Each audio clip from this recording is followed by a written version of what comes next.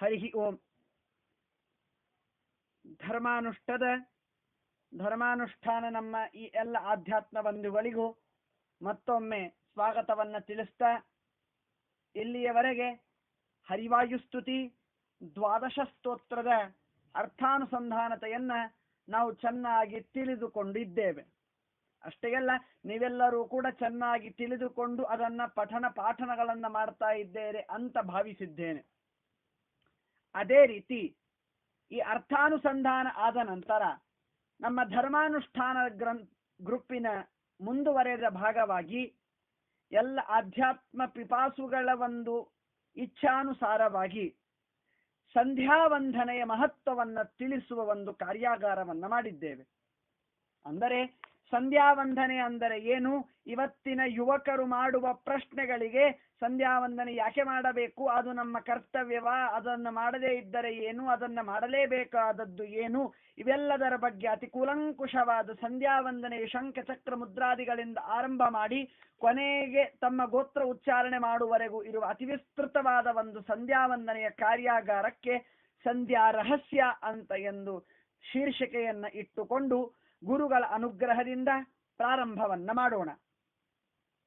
ಅಂದರೆ ಒಟ್ಟಾರೆ ಈ ಸಂಧ್ಯಾ ರಹಸ್ಯ ಅನ್ನುವ ಒಂದು ಕಾರ್ಯಾಗಾರದಲ್ಲಿ ಸಂಧ್ಯಾವಂದನೆ ಅಂದರೆ ಏನು, ಸಂಧ್ಯಾವಂದನೆ ಮಾಡುವ ಕಾಲವಾದರೂ ಏನು, ಸಂಧ್ಯಾವಂದನೆ ಇದು ಕೇವಲ ಕರ್ತವ್ಯವಾ, ಇದನ್ನ ಬಿಟ್ಟರೆ ಪುಣ್ಯ ಪಾಪಗಳು ಏನಾದರೂ ಇವೆಯಾ, ಸಂಧ್ಯಾವಂದನೆಯಲ್ಲಿ ಮಾಡುವ ವಿಶೇಷತೆಗಳೇನು, ಸಂಧ್ಯಾವಂದನೆಯಲ್ಲಿ ಪ್ರಾಣಾಯಾಮ ಯಾಕೆ ಮಾಡಬೇಕು, ಆಚಮನ ಯಾಕೆ ಮಾಡಬೇಕು, ಅರ್ಘ್ಯ ಪ್ರದಾನವನ್ನ ಯಾಕೆ ಮಾಡಬೇಕು, ಗಾಯತ್ರಿ ಮಂತ್ರದ ಮಹಾತ್ಮೆ ಏನು, ಗಾಯತ್ರಿ ಮಂತ್ರದ ವೈಭವವೇನು, ಅದು ಸಂಧ್ಯಾವಂದನದಲ್ಲಿ ವಿಶೇಷವಾಗಿ ಮಾಡುವುದಕ್ಕೆ ಕಾರಣವೇನು, ಅದೇ ರೀತಿಯಾಗಿ ದಿಕ್ಕುಗಳ ನಮಸ್ಕಾರ ಏಕೆ, ನಮ್ಮ ಗೋತ್ರೋಚ್ಚಾರಣೆ ಏಕೆ, ಇವೆಲ್ಲದರ ಒಂದು ಸಮಗ್ರ ವಿಸ್ತೃತ ಮಾಹಿತಿಯೇ ನಮ್ಮ ಈ ಸಂಧ್ಯಾ ರಹಸ್ಯ. ಇನ್ನು ಪ್ರಾರಂಭ ಮಾಡೋಣ. ಶ್ರೀ ಗುರುಭ್ಯೋ ನಮಃ. ಹಾಗಾದರೆ ಸಂಧ್ಯಾವಂದನೆ ಅಂದರೆ ಏನು, ಒಟ್ಟಾರೆ ಸಂಧ್ಯಾವಂದನೆ ಶಬ್ದಕ್ಕೆ ಏನಂತ ಅರ್ಥ ಅಂದರೆ, ಸಂಧಿ ಕಾಲದಲ್ಲಿ ಪರಮಾತ್ಮನನ್ನ ಸ್ತೋತ್ರ ಮಾಡಿ ಅವನನ್ನ ಪ್ರಸನ್ನೀಕರಿಸಿಕೊಳ್ಳುವ ಒಂದು ಕರ್ತವ್ಯಕ್ಕೆ ಸಂಧ್ಯಾವಂದನೆ ಅಂತ ಕರೀತಾರೆ. ಇದು ಒಂದು ಅರ್ಥವಾದರೆ, ಶಾಸ್ತ್ರ ಹೇಳಿದ ಅರ್ಥ ಊರ್ಧ್ವಪುಂಡ್ರಂ ದ್ವಿಜೋಧೃತ್ವಾ ತಥಾ ಚಕ್ರಾದಿ ಧಾರಣಂ ಕೃತ್ವಾ ಸಂಧ್ಯಾಮುಪಾಸೀತ ಯಥಾ ಕಾಲ ಮತಂದ್ರಿತಃ. ಪರಮಾತ್ಮ ಕೊಟ್ಟ ನಮಗೆ ಈ ಅದ್ಭುತವಾದ ಬ್ರಾಹ್ಮಣ ದೇಹ, ತತ್ರಾಪಿ ಜನ್ಮಶತಕೋಟಿಷು ಮಾನವತ್ವಂ, ತತ್ರಾಪಿ ಜನ್ಮಶತಕೋಟಿಷು ಬ್ರಾಹ್ಮಣತ್ವಂ, ತತ್ರಾಪಿ ಜನ್ಮಶತಕೋಟಿಷು ವೈಷ್ಣವತ್ವಂ, ತತ್ರಾಪಿ ಜನ್ಮಶತಕೋಟಿಷು ಮತ್ಪರತ್ವಂ. 83 ಲಕ್ಷ ಯೋಜನೆಗಳನ್ನ ದಾಟಿ ಬಂದಾಗ 84ನೇ ಯೋನಿಯಲ್ಲಿ ನಮಗೆ ಪರಮಾತ್ಮ ಒಂದು ಬ್ರಾಹ್ಮಣ ಅನ್ನುವ ಜಾತಿಯನ್ನ ಕೊಟ್ಟಿದ್ದ. ಇಂತಹ ಸರ್ವಶ್ರೇಷ್ಠವಾದ ಬ್ರಾಹ್ಮಣ ಜಾತಿಯಲ್ಲಿ ನಾವು ಸುಮ್ಮನೆ ಕಾಲ ಹರಣ ಮಾಡುವುದು ಬೇಡ. ದಾಸರಾಯರು ಹೇಳಿದಂತೆ, ಸಾಧನ ಶರೀರವಿದು ನೀದಯದಿ ಕೊಟ್ಟದ್ದು ಸಾಧಾರಣವಲ್ಲ ಸಾಧುಪ್ರಿಯನೇ. ಪರಮಾತ್ಮ ನಮಗೆ ಉಪಕಾರ ಮಾಡಿಕೊಟ್ಟಿದ್ದಾನೆ ಈ ಬ್ರಾಹ್ಮಣ ಜನ್ಮ. ಉಪಕಾರ ಮಾಡಿಕೊಟ್ಟ ಈ ಬ್ರಾಹ್ಮಣ ಜನ್ಮವನ್ನ ಹಾಳು ಮಾಡದೇನೆ, ವ್ಯರ್ಥವಾಗಿ ಕಳೆಯದೇನೆ ಅವನು ವಿಧಿಸಿದ ಕರ್ತವ್ಯಗಳನ್ನ ನಾವು ಮಾಡ್ತಾ ಹೋದರೆ ಪರಮಾತ್ಮನಿಗೆ ನಾವು ಒಂದು ಕಾಣಿಕೆ ಸಮರ್ಪಣೆ ಮಾಡಿದಂತೆ ಆಗ್ತದೆ. ಉಪಕಾರ ಮಾಡಿದವನಿಗೆ ಉಪಕಾರ ಮಾಡಬೇಕು. ಹಾಗಾದರೆ ಪರಮಾತ್ಮ ನಮ್ಮ ಉಪಕಾರಕ್ಕಾಗಿ ವೀಕ್ಷಣೆ ಮಾಡ್ತಾ ಇರ್ತಾನ? ಇಲ್ಲ. ನಿರನಿಷ್ಠ ನಿರವಧ್ಯ ಎಂದು ಹೆಸರಿಸಿಕೊಳ್ಳುವ ಪರಮಾತ್ಮನಿಗೆ ನಮ್ಮ ಉಪಕಾರದಿಂದ ಏನೂ ಆಗಬೇಕಾಗಿಲ್ಲ. ಅವನ ಕಾಳಜಿ ಇಷ್ಟೇ, ಪರಮಾತ್ಮ ತನ್ನ ಭಕ್ತರು ಸುಖವಾಗಿ ಸಾತ್ವಿಕ ಮಾರ್ಗದಲ್ಲಿ ಮೋಕ್ಷವನ್ನು ಕಂಡುಕೊಳ್ಳಲಿ ಅಂತ. ಅಂತೆಯೇ ಪರಮಾತ್ಮ ಪ್ರತಿಯೊಬ್ಬ ಜೀವಿಗೂ ವಿಧಿ ಮಾಡಿ ಹೇಳಿದ, ಕರ್ತವ್ಯವೆಂದು ಸಾರಿ ಹೇಳಿದ ಅಹರಹ ಸಂಧ್ಯಾಂ ಉಪಾಸೀತ ಅಂತ ವೇದ ಉಪನಿಷತ್ತುಗಳ ಮುಖಾಂತರವಾಗಿ. ಅಂದರೆ ಸಂಧಿ ಕಾಲದಲ್ಲಿ ನನ್ನ ಚಿಂತನೆಯನ್ನ ಮಾಡಿರಿ. ಬೆಳಗಿನ ರಾತ್ರಿಯ ಸಂಧಿ ಕಾಲದಲ್ಲಿ ಮುಂಜಾವಿನ ಸಂಧ್ಯಾವಂದನೆ, ಮುಂಜಾವಿನ ಮಧ್ಯಾಹ್ನದ ಸಂಧಿ ಕಾಲದಲ್ಲಿ ಅಪರಾಹ್ನದ ಸಂಧ್ಯಾವಂದನೆ, ಮಧ್ಯಾಹ್ನ ಹಾಗೂ ಸಾಯಂಕಾಲದ ಒಂದು ಸಂಧಿಕಾಲದಲ್ಲಿ ಮಾಡುವ ಸಾಯಂ ಸಂಧ್ಯಾ ವಂದನೆ, ಈ ರೀತಿಯಾಗಿ ತ್ರಿಕಾಲದಲ್ಲಿ ಸಂಧ್ಯಾ ವಂದನೆಯನ್ನ ಮಾಡಬೇಕು. ಆಲಸ್ಯವಿಲ್ಲದೆ ಸಂಧ್ಯಾ ವಂದನೆಯನ್ನ ಮಾಡಬೇಕು ಅಂತ ಸಂಧ್ಯಾ ವಂದನೆ ಅಷ್ಟು ಮಹತ್ತರವಾಗಿ ಇದೆ. ಸ್ಮತವ್ಯ ಸತತಂ ವಿಷ್ಣು ವಿಸ್ಮರ್ತವ್ಯೋ ನ ಚಾತುಚಿತ ಸರ್ವೇ ವಿಧಿ ನಿಷೇಧಾ ಸ್ಯುಹು ಏತಯೋರೇವ ಕಿಂಕರಾಹ ಎಂಬ ಅನುಸಂಧಾನ ನಮಗೆ ಯಾವತ್ತಿಗೂ ಬೇಕು. ಸ್ಮರ್ತವ್ಯ ಸತತಂ ವಿಷ್ಣು, ಅನವರತವಾಗಿ ಪರಮಾತ್ಮನನ್ನ ಸ್ಮರಣೆ ಮಾಡಬೇಕು.